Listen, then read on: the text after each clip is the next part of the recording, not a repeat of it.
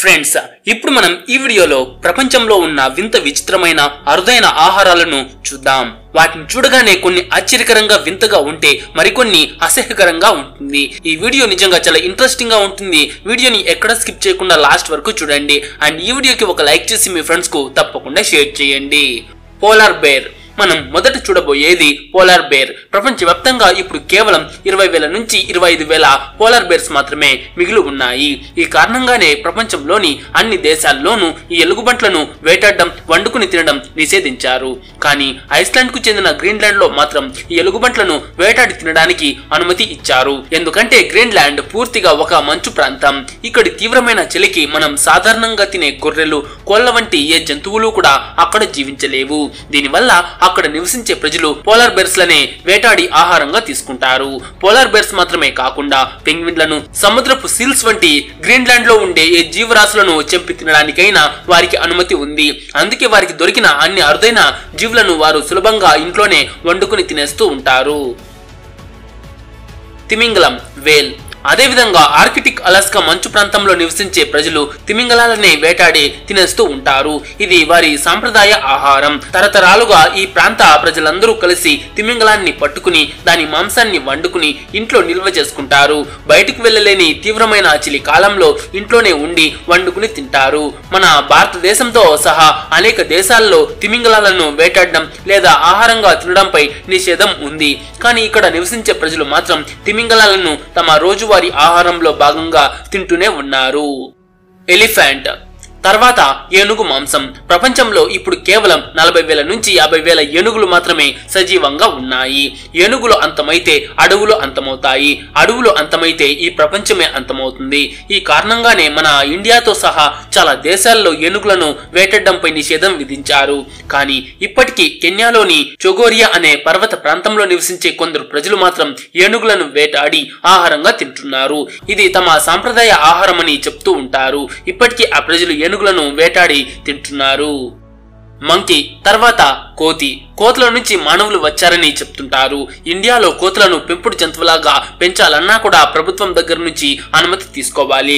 కానీ వియత్నాంలో ఉన్న డువాంగ్ లామ్ అనే గ్రామ ప్రజలు కోతులనే ఆహారంగా తింటారు. ఈ గ్రామంలోని మాంసం మార్కెట్ లో కూడా మేక మాంసం, కోడి మాంసం అమ్మినట్లుగా కోతి మాంసాన్ని అమ్ముతూ ఉంటారు.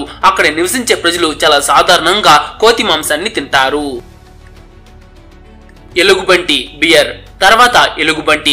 చాలా దేశాల్లో ఎలుగుబంట్లను వేటాడితే 5 సంవత్సరాల వరకు జైలు శిక్ష విధిస్తారు. కానీ అమెరికాలోని ఉటా స్టేట్ అటవీ ప్రాంతంలో ఎలుగుబంట్లు ఎక్కువగా ఉండటం వల్ల ఇక్కడ మాత్రం వాటిని వేటాడి తినడానికి ప్రభుత్వమే అనుమతి ఇచ్చింది.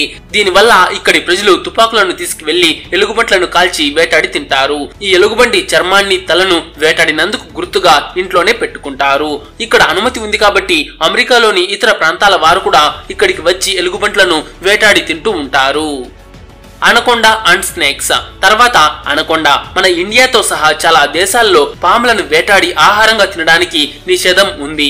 కానీ థాయిలాండ్, వియత్నాం, చైనా వంటి దేశాల్లో చిన్న పాముల నుంచి పెద్ద అనకొండల వరకు అన్ని పాములను మనం కోడి మాంసం తిన్నట్లుగా వారు పాము మాంసాన్ని మామూలుగా తింటారు. థాయిలాండ్ లోని హోటళ్లలో కూడా పాము మాంసాన్ని వండి అమ్ముతారు. ఈ స్థాయిలో అక్కడి ప్రజలు దొరికిన ప్రతి పామును వండుకుని తినేస్తూ ఉంటారు. క్యాంగ్రూ. తర్వాత కంగారు. సాధారణంగా అన్ని దేశాలు తమ జాతీయ జంతువును చంపితే శిక్ష విధిస్తాయి. ఉదాహరణకు భారతదేశపు జాతీయ పక్షి అయిన నెమలిని చంపితే 7 సంవత్సరాల వరకు జైలు శిక్ష పడుతుంది. కానీ ఆస్ట్రేలియా జాతీయ జంతువైన కంగారును ఆస్ట్రేలియా ప్రభుత్వమే కంగారు మాంసాన్ని ఇతర దేశాలకు ఎగుమతి చేస్తుంది.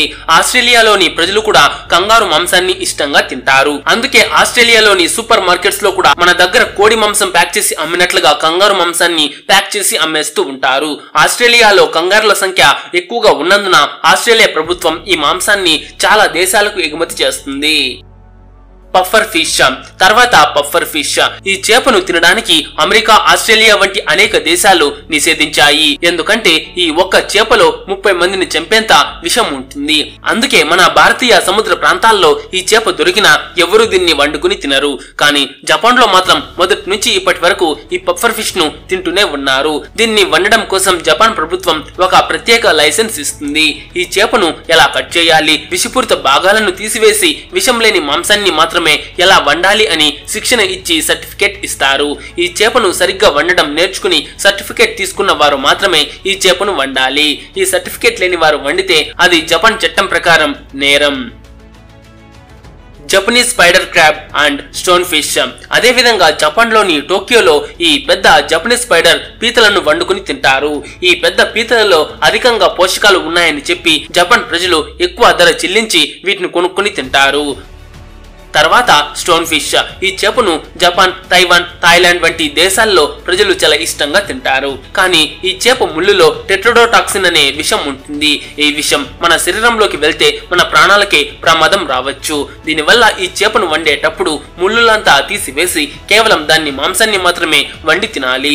ఈ చేపను సరిగ్గా వండడం తెలియక ముళ్ళుతో కలిపి తిని చనిపోయిన సంఘటనలు కూడా ఉన్నాయి. ఈ స్థాయిలో ఇది ప్రమాదకరమైన చేప. తర్వాత కాసు మార్జు. ఇటలీలోని సార్డినియా అనే దీవిలో ఈ కాసు మార్జు అనే చీజ్ ను తయారు చేస్తారు. గొర్రె పాల నుంచి తయారు చేసే ఈ చీజ్ తయారీ విధానం చూస్తే కడుపులో తిప్పేస్తుంది. ముందుగా తాజా గొర్రె పాలు తీసుకుని వాటిని పులియబెట్టి గడ్డ కట్టించి సాధారణ చీజ్ గా తయారు చేస్తారు. ఈ చీజ్ ను 2 నుంచి 3 నెలల పాటు చల్లని గదిలో ఆరబెట్టి పక్వం అయ్యేలా వదిలేస్తారు. ఆ తర్వాత చీజ్ పైన ఉన్న గట్టి తొక్కను కత్తితో కొద్దిగా కోసి చిన్న చీలికలు పెడతారు.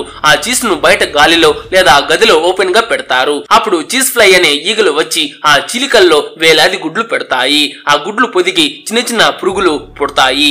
ఈ పురుగులు చీజ్ ను లోపల నుంచి తినేస్తూ దాన్ని పూర్తిగా కుళ్ళించి మెత్తని క్రీమ్ లాంటి ద్రవంగా మారుస్తాయి.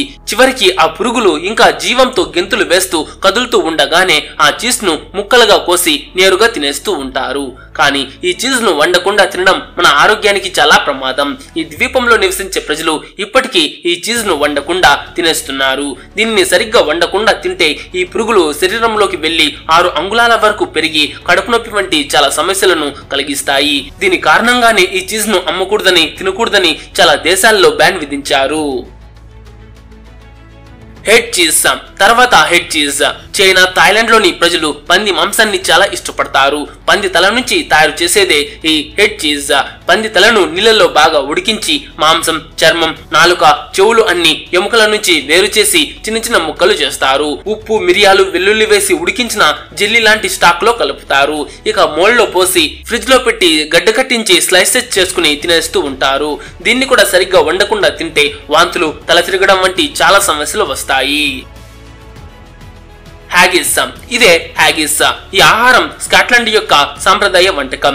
ఈ వంటకాన్ని గొర్రె యొక్క కాలేయం, ఊపిరితిత్తులను కట్ చేసి గ్రైండ్ చేసి అందులో ఓట్స్ ను కలిపి దాన్ని గొర్రె కడుపు లేదా ప్రేగుల్లో నింపి కట్టి నీళ్లలో 3 నుంచి 4 గంటలు బాగా ఉడికించి తింటారు. స్కాట్లాండ్ లో ఈ హ్యాగిస్ ను ప్రజలు ఎక్కువ ధర చెల్లించి మరీ కొనుక్కొని తింటారు. దీన్ని అమ్మడం కోసమే స్కాట్లాండ్ లో చాలా ఖరీదైన హోటళ్లు కూడా ఉన్నాయి. కానీ దీన్ని సరిగ్గా పూర్తిగా వండడం తెలియక సగం వండినట్లుగా తింటే మనకు వాంతులు, విరేచనాలు వంటి చాలా సమస్యలు వస్తాయి. బ్యాట్, గబ్బిలం. మనం చివరగా చూడబోయేది గబ్బిలం. మనుషులకు వచ్చే రోగాల్లో ఎక్కువ శాతం రోగాలు గబ్బిలాల నుంచే వ్యాపిస్తున్నాయి అనే కారణంతో చాలా దేశాల్లో గబ్బిలాలను చూస్తేనే భయపడి పారిపోతారు. కానీ చైనాలో నివసించే ప్రజలు మాత్రం గబ్బిలాలను ఆహారంగా తింటున్నారు. చైనాలో 1 కిలో గబ్బిలం మాంసాన్ని మన భారతీయ విలువలో కేవలం 239 రూపాయలకే అమ్ముతారు. ఇతర జంతువుల మాంసం కంటే ఈ గబ్బిలం మాంసం చాలా తక్కువగా ఉండటం వల్ల చైనాలోని ప్రజలు దీన్నే ఎక్కువగా కొనుక్కుని తింటున్నారు. మనుషులకు ప్రమాదమని ఎంత చెప్పినా చైనా, నైజీరియా వంటి కొన్ని దేశాల్లో మాత్రం ఇప్పటికీ వీటిని తింటూనే ఉన్నారు. సో ఫ్రెండ్స్, ఇవండి ప్రపంచంలో ఉన్న కొన్ని వింత విచిత్రమైన ఆహారాలు. వీటిలో మీకు ఏది వింతగా అనిపించిందో కామెంట్ చేసి చెప్పండి. అండ్ ఈ వీడియోకి ఒక లైక్ చేసి మీ ఫ్రెండ్స్ కు తప్పకుండా షేర్ చేయండి.